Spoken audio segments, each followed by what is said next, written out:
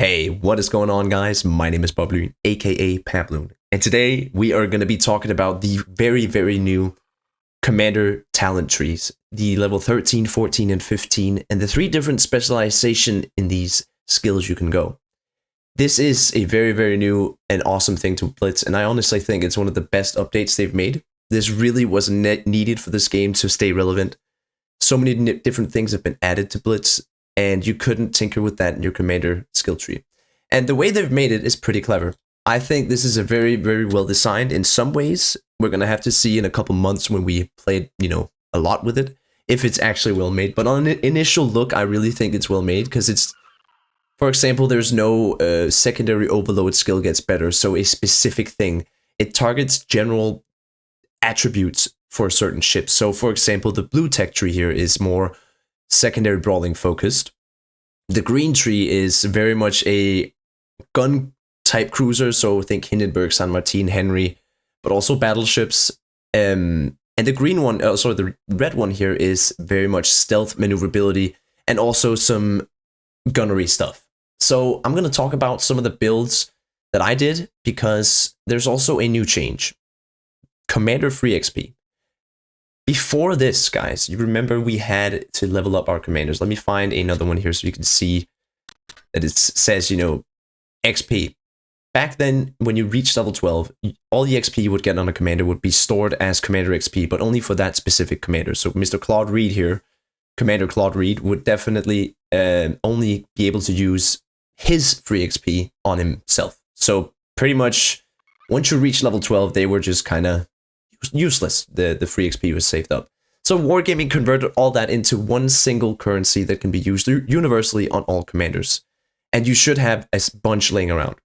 The way you see your commander XP is by clicking on a commander, and in the top right corner where your free XP normally sits, you're going to see commander XP. Now I have 213,000. I had 140 million laying around when I logged on, and I have upgraded some commanders, and I want to show you guys those commanders. So if I remember correctly, the first one here, it was William Halsey. I wanted to do my favorite legendary commanders because they're legendary commanders. So we actually went down the red tree in this one. And let's look at that first. Tactical shooter. It activates upon detecting 3 enemies. And something to note here, guys. These stack. And you do not have to get the spotted ribbon. The little white ribbon that when you spot an enemy as the first one, you will gain the ribbon. It's not like that. You just have to spot 3 enemies. So once they're in your detection range and you see them, that counts as 1. And then another one, that's 2, and the third one, boom, it activates. When a skill activates, you're going to see a little firework. And that is your indication that your skill is activated. The bigger the firework, the higher the tier of the skill. So tier 13, small firework. Tier 14, medium firework. And finally, the last one, a big firework. You're going to see more fireworks. I believe it's that. I haven't really noticed it because you don't really see it in game, but you will hear it. So this one, the next one here, Speed Surge. I love this skill. It activates upon destroying 1 enemy. So you can see if you get 7 kills, that is basically plus 21% max ship speed and plus 21% turning speed. Because 3 times 7 is 21, right? Of course, you're not always going to get 7 kills. I think I've done that once. But it just goes to show how much this will impact your ship. This is why I put it on Austin, because it's a, very maneuverable ship, and it really helps it already. So the next one here, Tormentor, activates after assisting in destroying enemy ships 2 times. So you have to just get assist basically, and it's pretty easy to get assists. So you get more fire chance with your guns and more flood chance. But what about the other skills? So let's say you want to do red and you want to do something green. Well, you can't do that. If you want to, swap in and out, you can't do that. So once you've made your decision, guys, it's going to cost you gold to reset it. I don't think I agree with this. I think it should be much cheaper, at least maybe like 200 gold. But yeah, it's going to cost you gold to reset your commanders. So really think about how you want to do this. Read the requirements and read the rewards. There's some certain ones that don't really make sense. For example, well, it might make sense, but I'm going to tell you why I don't think it's viable. For example, double strike here. You have to get a double strike for adaptive reload, and only for 20 seconds do you get minus 8% reload time and 6% ship speed and some carrier stuff. you're not always going to get a double strike. So you would much rather want to go with the one that actually can be guaranteed to happen almost every game if you're just playing. So that's something to look out for, guys. Don't be enticed by the crazy rewards. Read what it says. Anyways, this is my Austin build. That is a, light cruiser gunboat type build. Let's move on to something else. Let's do Schlieffen here, because Schlieffen is quite crazy, and you can expect gameplay of all the ships where I leveled them up, the commanders, and also, stuff that I find interesting. I'm going to be posting a ton of commander builds and different variations. So let's see a fun hipper here. I went with the blue tech tree. This is one of the best skills I've seen. I love this thing. And remember they stack. So like if you get 2 of this, it's pretty crazy. Activates upon receiving damage equal to 30% of your total HP. So Schlieffen is 55,000 HP. And 30% of that, I am not very good at quick maths, but you can hear already, taking 30% of your total HP and damage is not that hard. It's going to happen in a game most of the time. And you're going to get plus 3% reload and plus 3% range. Sorry, it's minus 3%. But you're going to get 3% faster reload and 3% more range on both your secondary and manuals and autos. Very nice. Next one here, Protector. Just use a repair kit or damage control kit 3 times. You're always going to do that in the game. And for that, you get minus 2.5% received torpedo and shell damage. The other ones here are pretty interesting. You could take this on a Schlieffen, for example, because getting 35 secondary battery hits will happen a ton. And my cat's on the table. Excuse me, guys. You will cause 1% extra damage to enemies afflicted by fire flooding. I think that's a good skill, but yeah. Sometimes you use AP with Schlieffen secondaries, most of the time actually. So yeah, you can see there's some options you have to weigh. And the last one here is you will be more fire and flooding resistant after destroying ships while being affected by fire and flooding. So you have to be on fire to activate this. You got to remember that. And 1.5% is like nothing. So I think they should tinker with this, or maybe even remove it, make it different. And now the final tier, guys. This is one of the craziest skills I've seen in Blitz. Last Stand. Activates upon destroying one enemy ship while under 15% of your total HP. Within 20 seconds, recover 1.43% of max HP per second, and plus 4% damage increase for all weapons. I have a clip with this, both for Napoli and Schlieffen, that is going to be coming out in videos, so stay tuned for that. Bismarck, please, I'm recording a video, man. Oh my god, he's literally going to be screaming now. I might have to close the door. Let's check out the other skills though. So you get Armor Destroyer. If you do 60% of your total HP in damage and take 60% of your total HP in damage, you will get 1% main battery shell and second battery shell penetration. This one's going to be hard to activate more than once, I feel like. You're going to die before that happens. Because you have to do both. Take and give damage. So again, not that worth. An all-out war. This one's definitely possible to do. You have to hit 6 different enemy ships. That would be possible, but there's some games where the enemy team just dies instantly and you won't even have the chance. So again, hard to activate, but it's a good skill. Main battery reload and chance of causing fire with main battery, secondary battery, and airstrike. And 2% chance of causing floods and some aircraft stuff. Okay. That was the Schlieffen build. Let's go take a look at something else. So I don't have a destroyer built right now, but I think Jinan can classify a little bit as a destroyer. So this is another red tree build.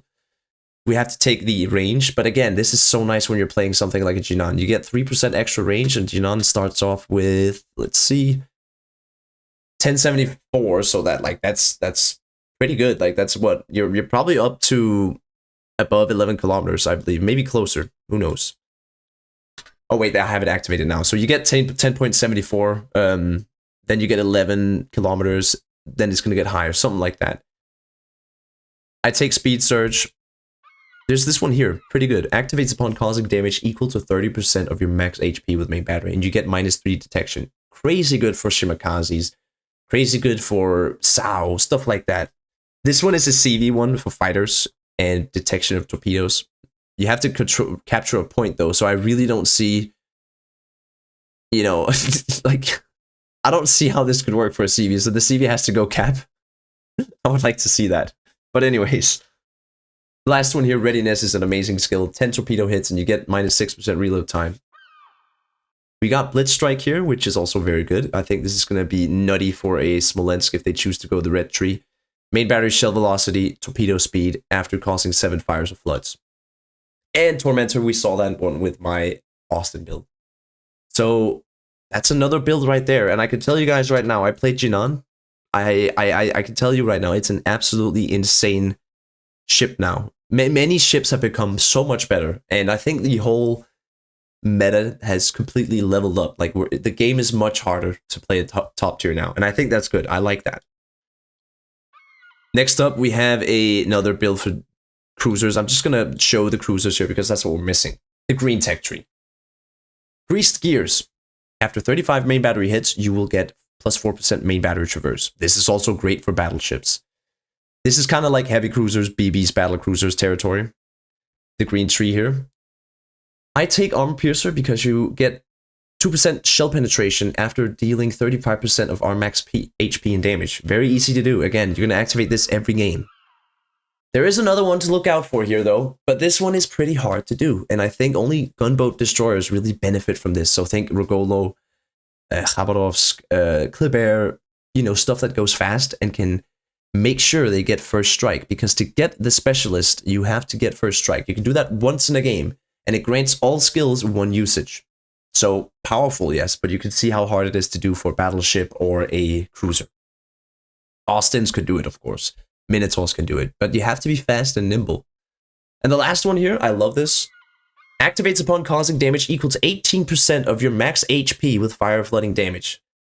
This one is going to be good for boosters. This one is going to be good for Smolensk. Anything HE spamming it's going to be nice for. You get better dispersion. I don't know if I would take it over this, but yeah, who knows? It's a nice skill. And now finally the 15th and final tier, Sniper.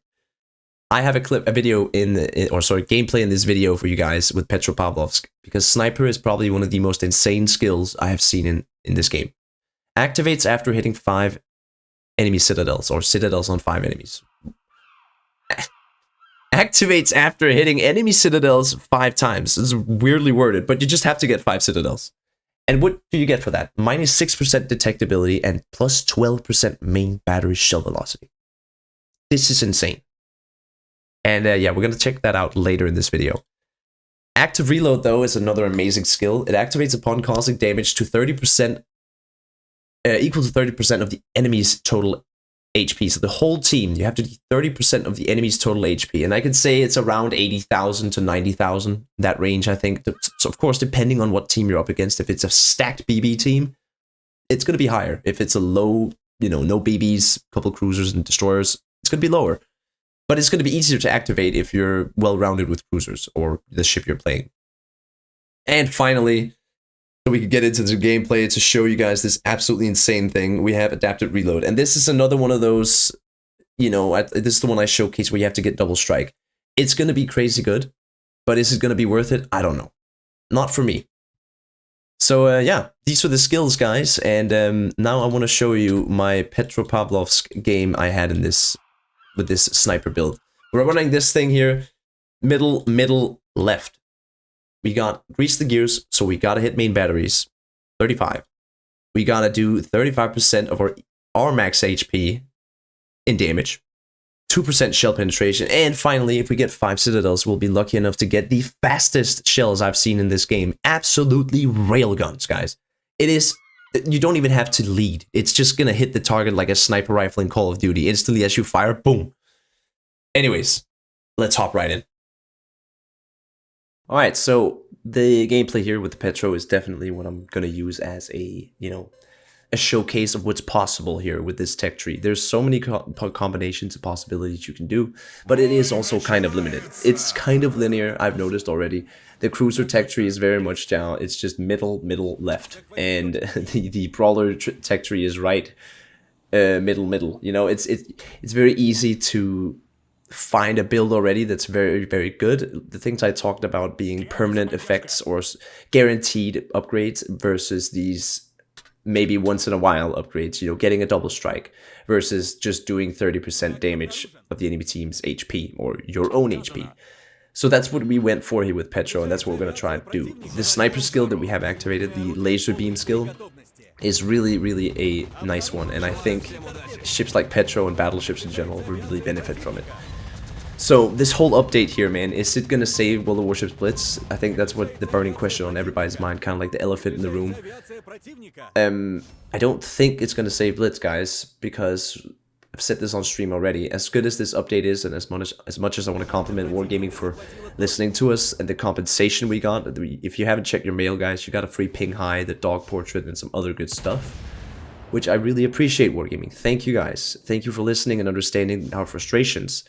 But we've seen this before, and what I'm trying to get at is I want Wargaming to really take note of what happened here and keep doing game fixes and game improvements. This whole update here has been an improvement to the game in general. Better matchmaking, better commander system that was dearly needed. We really needed that commander system. And, you know, UI changes, stuff for the ads. There's been a lot of good stuff in this. We haven't had balance changes, but I will give Wargaming, you know, fair enough, because they have done a lot of other things. Now, the next update, I feel like it needs to be completely focused on fixing bots. I said this in my stream. It's kind of crazy how in World of Warships Blitz, a game that is still very much active in 2024, we still have bots that are dumber than a 2010 chat bot, you know. We have ChatGPT, Claude AI. There's so many AIs out there now. AI technology is scarily advanced. Very, very scarily advanced. And yet we're still stuck with these idiot bots. I think that's something they need to fix. So that's what I really have to say. I love this update. But for me to keep believing in this game and to not, you know, be skeptical, I need to see some consistent updates where it's not just one-off, every year, you know. The only time they do this is when they fuck up, when we start not playing the game. They see the numbers and then they scramble to do something. They shouldn't do it like that. They should just fucking do what the community wants. So that's a short little rant, but that's really my stance on it, and I think a lot of people might agree to they need to see more of this before they start, you know, relaxing about Wargaming's shenanigans.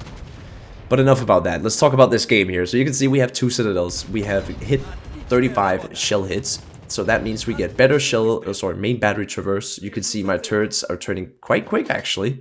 And we're also getting better penetration on our shells. 2 millimeters of pen, in fact.